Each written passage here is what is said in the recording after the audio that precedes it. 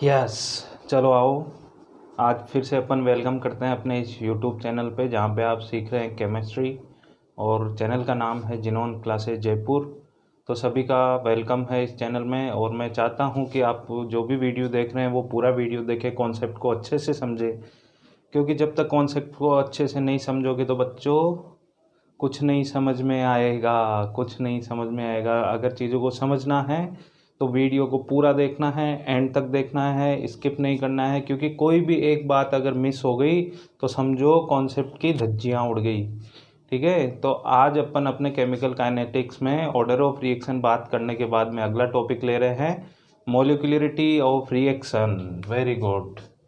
ठीक है, तो today we will discuss about the molecularity of reaction. ध्यान से देखना है कि मोलिकुलरिटी क्या होती है। इसको समझने के लिए अपने को क्या पढ़ना है? इसको समझने के लिए अपने को पढ़नी है कोलिजन थ्योरी। Collision theory. तो पहले अपन कोलिजन थ्योरी की बात कर लेते हैं, then after we will talk about the molecularity of reaction. तो देखो, जब भी कोई भी केमिकल रिएक्शन होती है तो वो किस तरीके से होती है, ये चीज़ अपने को कोलिजन थ्योरी से समझ में आ जाएगी। ठीक है, तो कोलिजन थ्योरी को समझने से पहले एक जनरल एग्जांपल लेता हूँ मैं। ठीक है कि देखो, ये कोई क्रॉस रोड है, चौराहा है, तो इस पे क्या होता है कि कोई व्हीकल इधर से आएगा, इधर से आएगा, इधर से आएगा, इधर से आएगा। ठीक है, अगर मान लो सेम टाइम पे सारे एक ही साथ आ रहे हैं तो अगर यहाँ पे होता है कोलिजन तो ये चारों आके एक जगह टकराएंगे, बच्छीट होगा इनमें। ठीक है, एक केस तो ये देखना है। ठीक है, एक सिर्फ दो व्हीकल अपन लेंगे और उनकी एकदम आमने सामने की टक्कर करवाएंगे। ठीक है, और फिर अपन बात करेंगे ओनली 3 कि एक व्हीकल इधर से आ रहा है, एक इधर से आ रहा है और एक इधर से आ रहा है। ठीक है, तो मॉलिक्यूलरिटी के लिए अपन कोलिजन थ्योरी की बात कर रहे हैं, तो सबसे पहले ये देख लो कि कोलिजन थ्योरी क्या होती है। तो जब भी कोई केमिकल रिएक्शन होता है तो उसमें जो रिएक्टेंट के पार्टिकल्स होते हैं, मॉलिक्यूल्स होते हैं। ध्यान से सुनना मेरी बात को, जब भी कोई केमिकल रिएक्शन होती है तो उसमें जैसे कोई एग्जांपल लेते हैं अपन, मैंने कहा कि ए मॉलिक्यूल B2 मॉलिक्यूल से रिएक्ट करके 2AB मॉलिक्यूल प्रोड्यूस करता है। तो ऐसा क्या होता है? तो सर पहले तो ए जो मॉलिक्यूल है उसके बॉन्ड ब्रेक होंगे, फिर बी मॉलिक्यूल के बॉन्ड ब्रेक होंगे, और जब इनके बॉन्ड ब्रेक होंगे तभी जाकर AB मॉलिक्यूल का बॉन्ड फॉर्म होगा। ये बात सबको समझ में आती है। अब अगली बात ये देखना है कि ये बॉन्ड किस तरीके से ब्रेक होते हैं। तो इन बॉन्ड को ब्रेक होने के लिए क्या होती है, इनमें कोलिजन होती है। जिस भी चैम्बर में अपन केमिकल रिएक्शन करवा रहे हैं उसमें क्या होता है कि ये रिएक्टेंट पहले आपस में टकराते हैं, स्ट्राइक करते हैं, कोलिजन करते हैं, और कोलिजन की वजह से इनके बॉन्ड ब्रेक होते हैं, और ब्रेक होने के बाद में वो स्टेबल होने के लिए नए बॉन्ड फॉर्म करते हैं और प्रोडक्ट का फॉर्मेशन कर लेते हैं। तो ये बात क्लियर रखना। ठीक है, तो देखो कोलिजन में पार्टिसिपेट जो मॉलिक्यूल कर रहे हैं, ऐसे तो बहुत सारे मॉलिक्यूल है किसी केमिकल रिएक्शन में या किसी चैम्बर में। ये चैम्बर है, यहाँ पे बहुत सारे मॉलिक्यूल, लेकिन यहाँ पर कोलिजन जब हो रहा है तो वो कोलिजन तो कुछ ही मॉलिक्यूल्स में हो रहा है। अब उस कोलिजन में भी दो कंडीशन अपने बनती है। एक तो होती है कि कोलिजन होने के बाद में प्रोडक्ट फॉर्म हो गया, और एक कंडीशन बनती है कि कोलिजन होने के बाद में भी मॉलिक्यूल फॉर्म नहीं हुआ, यानी कि प्रोडक्ट फॉर्म नहीं हुआ। तो जिस कोलिजन से प्रोडक्ट फॉर्म हो जाए, ध्यान से सुनना, जिस कोलिजन से प्रोडक्ट फॉर्म हो जाए उसे बोलते हैं अपन इफेक्टिव कोलिजन। ठीक है, उसको बोलेंगे अपन इफेक्टिव कोलिजन। और जिस कोलिजन से मॉलिक्यूल या प्रोडक्ट फॉर्म ना हो तो उसको बोलते हैं इनइफेक्टिव कोलिजन। ठीक है, तो ये दो बातें ध्यान रखनी है। तो इससे एक चीज़ क्लियर होती है कि सर अपने को यहाँ पे जो बेसिकली बात करनी है वो करनी है इफेक्टिव कोलिजन की। ठीक, तो इफेक्टिव कोलिजन के लिए ये कंडीशन है कि जो मॉलिक्यूल से दूसरा मॉलिक्यूल जब स्ट्राइक कर रहा है, कोलिजन कर रहा है, तो पहली कंडीशन ये है कि कोलिजन प्रॉपर डायरेक्शन में होना चाहिए। ठीक, कोलिजन कैसा होना चाहिए? प्रॉपर डायरेक्शन में होना चाहिए। अगर मुझे यहाँ पर आकर स्ट्राइक करना है, इस पोजीशन पे मुझे स्ट्राइक करना है, तो मैं अगर कोई दूसरा मॉलिक्यूल इधर से आ रहा है और वो यूं स्ट्राइक कर रहा है तो ये कोलिजन तो हुआ, लेकिन ये इनइफेक्टिव कोलिजन है, इससे प्रोडक्ट फॉर्म नहीं हो रहा है। अगर मैं दूसरी बात करता हूँ तो दूसरा केस ये है कि अगर मान लो ये मेरा दूसरा मॉलिक्यूल है, ये फर्स्ट मॉलिक्यूल है, ये आकर इसी पे स्ट्राइक कर रहा है और इससे ही क्या होगा, बॉन्ड ब्रेक हो पाएगा। तो यहाँ पर जो कोलिजन होगा उसे बोलेंगे अपन इफेक्टिव कोलिजन। तो ये डायरेक्शन प्रॉपर होनी चाहिए। पहली बात, कोई भी कोलिजन होती है तो उसमें प्रोडक्ट फॉर्मेशन के चांसेस तभी होंगे जब वो कोलिजन कैसी होगी बेटा, इफेक्टिव कोलिजन होगी। चलो एक बात क्लियर हो गई कि कोलिजन में डायरेक्शन शुड बी प्रॉपर। ठीक है, पहली बात अपन ने लिख दी, direction should be proper. Proper direction में कोलिजन होना चाहिए। ठीक है, अब आगे मैं ये बात कर लेता हूँ कि चलो प्रॉपर डायरेक्शन में कोलिजन हो गया तो कब इसके चांसेस ज़्यादा हैं कि ये प्रोडक्ट फॉर्म कर पाएगा। ठीक, तो देखो जब लार्ज नंबर में अगर कोलिजन होगा, लार्ज पार्टिकल्स में कोलिजन होगा, तो एट ए टाइम बात कर रहा हूँ, ऐसे तो बहुत ज़्यादा कोलिजन होगा तो ऑब्वियस बात है कि इफेक्टिव कोलिजन के चांसेस भी इंक्रीज होंगे। लेकिन एट ए टाइम, जैसे ये फर्स्ट केस है तो इसमें 4 व्हीकल जो है चारों रोड से आ रहे हैं और इनमें जो कोलिजन हो रहा है वो कैसा होगा कि यहाँ आने के बाद में ये कुछ इस तरीके से अटैच हो जाएंगे। ठीक है, तो यहाँ पर बीच में गैप रहने के चांसेस हैं। तो इस कोलिजन को अपन कहेंगे कि ये कोलिजन जो है वो उतना ज़्यादा इफेक्टिव नहीं हुआ। तो देखो यहाँ पे इस केस पे आओ तो ये तो बिल्कुल आमने सामने आ रहे हैं व्हीकल दोनों, और यहाँ पर जो बच्छीड़ होने वाली है वो बच्छीड़ तो एकदम खतरनाक होगी, ज़बरदस्त होगी। तो यहाँ पर जो बच्छीड़ होगी, कोलिजन होगा, उसको में तो 100% चांस है कि प्रोडक्ट फॉर्म होगा। तो ये एक चांस बनता है अपने पास में 2 मॉलिक्यूल्स के बीच में।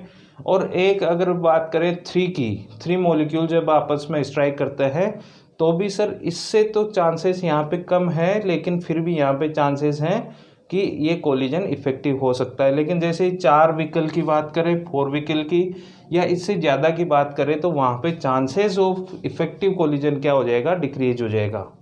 तो एक बात इम्पोर्टेंट यहाँ पे ये निकल के आ रही है, इनको व्हीकल ना समझ के इनको अपन मॉलिक्यूल समझते हैं, रिएक्टेंट के पार्टिकल्स है। तो सर जब 2 पार्टिकल हैं तो कोलिजन इफेक्टिव होने के बहुत ज़्यादा चांसेस हैं, तो प्रोडक्ट फॉर्मेशन के चांसेस भी बल्ले बल्ले हैं। 3 में थोड़ा कम है, लेकिन 4 आ गए अगर पार्टिकल तो कोलिजन, इफेक्टिव कोलिजन के चांसेस जो है वो हो जाएंगे नेग्लिजिबल। ठीक है, तो यहाँ पे ये बात करनी है कि द मॉलिक्यूलिटी जो होती है कैन बी 3 मैक्सिमम मॉलिक्यूलिटी कितनी हो सकती है, 3 हो सकती है। क्यों, ऐसा क्यों, क्योंकि इससे ज़्यादा अगर मान लो मॉलिक्यूल्स है तो नंबर ऑफ, या यूँ कहें कि chances of effective collision decreases, chances of effective collision decreases. ठीक है, तो ये केस अपन ने समझा कि किस तरीके से ये चांस जो है आमने सामने की टक्कर, 2 मॉलिक्यूल्स, शानदार। ठीक है, अब देखो कि सर ये बातें कर ली, तो अब अपन एक जानते हैं सिंगल स्टेप रिएक्शन, जिसको एलिमेंट्री रिएक्शन भी अपन बोल देते हैं। ठीक है, सिंगल स्टेप रिएक्शन की बात कर रहा हूँ मैं, सिंगल स्टेप रिएक्शन जिसको अपन क्या बोल देते हैं, एलिमेंट्री रिएक्शन। तो इसकी अपन बात कर रहे हैं। तो यहाँ पर जो भी पार्टिकल्स पार्टिसिपेट कर रहे हैं, देखो जितने भी मॉलिक्यूल्स, कोई भी केमिकल रिएक्शन जब लिखते हैं तो देखो मैंने यहाँ पे लिखा A+B गिव्स AB। तो यहाँ पर स्टिक्योमेट्री क्या है, 1 है, यहाँ पे भी 1 है। इसका मतलब ये होता है कि इसका 1 मॉलिक्यूल, इसका 1 मॉलिक्यूल, या इसका 1 एटम, या इसका 1 एटम, या फिर इसको ये भी बोल सकते हैं कि इसका 1 मोल और बी का 2 मोल गिव्स 1 मोल ऑफ AB। ठीक है, तो यहाँ पर स्टिक्योमेट्री के जो कोफिशिएंट्स है वो किसको, नंबर ऑफ मॉलिक्यूल्स को रिप्रेजेंट कर रहे हैं। क्लियर। तो सर यहाँ पर जब बैलेंस्ड केमिकल इक्वेशन लिखते हैं अपन, तो वो क्या शो कर रहे हैं, बेसिकली वो जो कोलिजन हो रहा है, जिन पार्टिकल्स में कोलिजन हो रहा है, या नंबर ऑफ कोलिजन जो है उसको रिप्रेजेंट कर रहे हैं कि इसका 1 मॉलिक्यूल इसके 1 मॉलिक्यूल से स्ट्राइक कर रहा है, तब जाकर AB प्रोड्यूस हो रहा है, ठीक है। या अगर मान लो यहाँ पे 2 कर दें, यहाँ पे A2B प्रोड्यूस कर लेता हूँ, तो इसका मतलब ये है कि B का 1 मॉलिक्यूल और A के 2 मॉलिक्यूल कोलिजन कर रहे हैं। तो जितने मॉलिक्यूल्स कोलिजन में पार्टिसिपेट कर रहे हैं वही किसी रिएक्शन की क्या होती है, मॉलिक्यूलरिटी होती है, ठीक है। तो ध्यान से देखना कि what is molecularity. Molecularity is the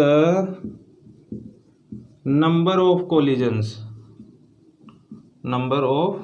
collisions, या फिर इसको अदर वर्ड में ये भी बात कर सकते हैं कि नंबर ऑफ मॉलिक्यूल्स, थोड़ा सा डिफरेंट लगेगा ये, number of molecules taking part in collision, ठीक है। और देखो RDS जो होता है, रेट डिटरमाइनिंग स्टेप होता है, वो किसको रिप्रेजेंट करता है, वो उस कोलिजन में जो पार्टिसिपेट कर रहे हैं मॉलिक्यूल्स उसी को रिप्रेजेंट करता है। तो it can be determined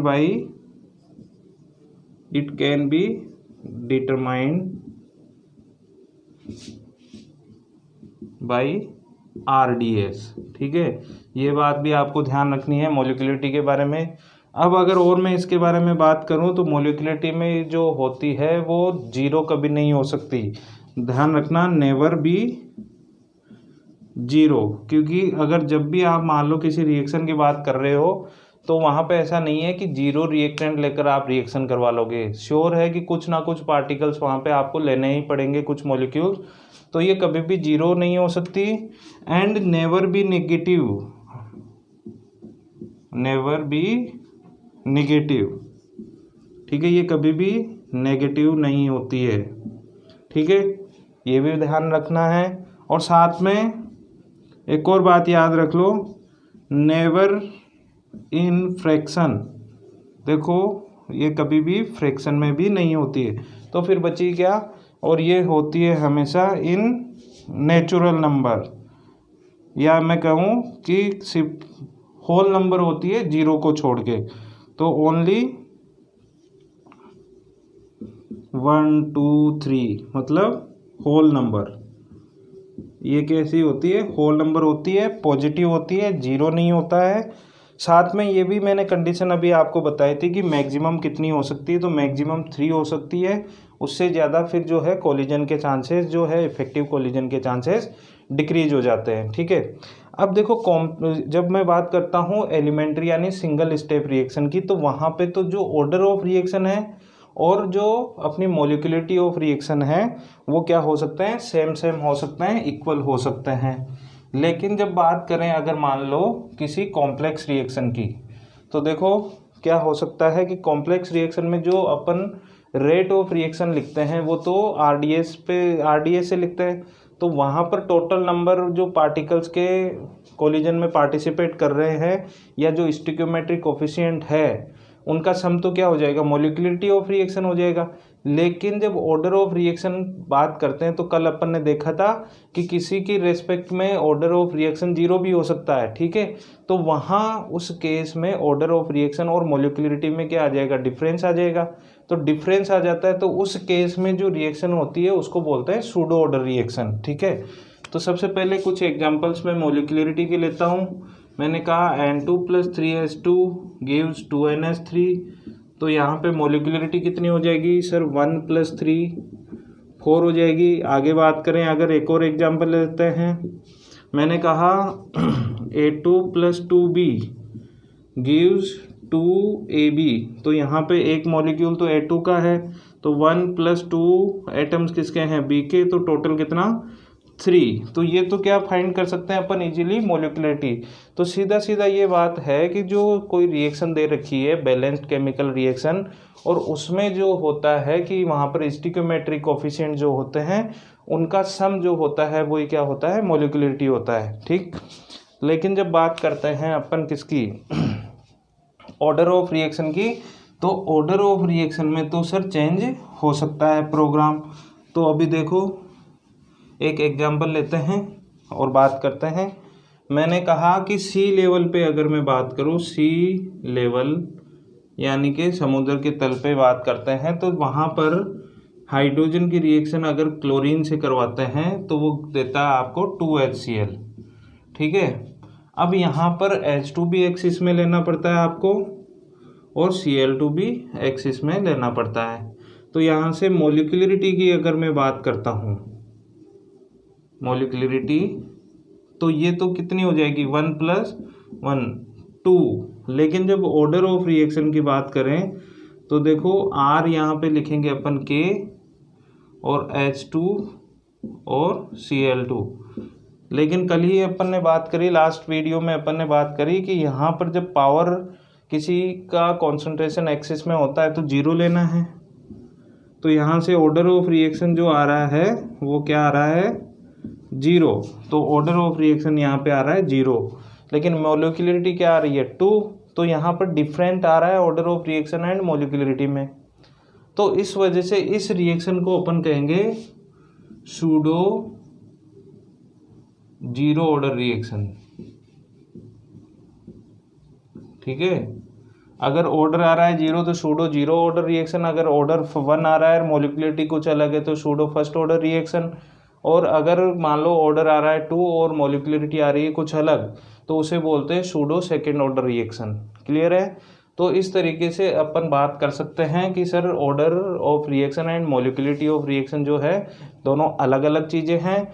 sir order of reaction जो था एक्सपेरिमेंटल डेटा था, लेकिन एक और चीज़ याद रखो कि जो अपनी मोलिकुलरिटी होती है that is an theoretical data. Theoretical data ऐसा क्यों? क्योंकि सर ऑर्डर ऑफ रिएक्शन तो एक्सपेरिमेंटल था, क्योंकि बहुत सारी चीज़ें ऐसी होती है जो रिएक्शन को अफेक्ट करती है। तो अपने को क्या पता कि कौन अफेक्ट कर रहा है, जैसे कॉन्सेंट्रेशन एक्सिस में ले ली तो उसका इफेक्ट 0 हो गया। तो ये सारी चीज़ें हैं। और यहाँ पे एक इम्पोर्टेंट क्वेश्चन जो बनता है वो बनता है कि right the difference between molecularity and the order of reaction, जो आपको यहाँ पे लिखा हुआ दिख जाएगा, उसे नोट कर लें। तो यहाँ तक अपन बात कर रहे थे order of reaction and molecularity, और इसी के बीच में अपने कोलिजन थ्योरी की भी बात करी। तो यहाँ तक ये टॉपिक हुआ क्लियर। अब देखो ये लिखा हुआ आ रहा है आपके सामने।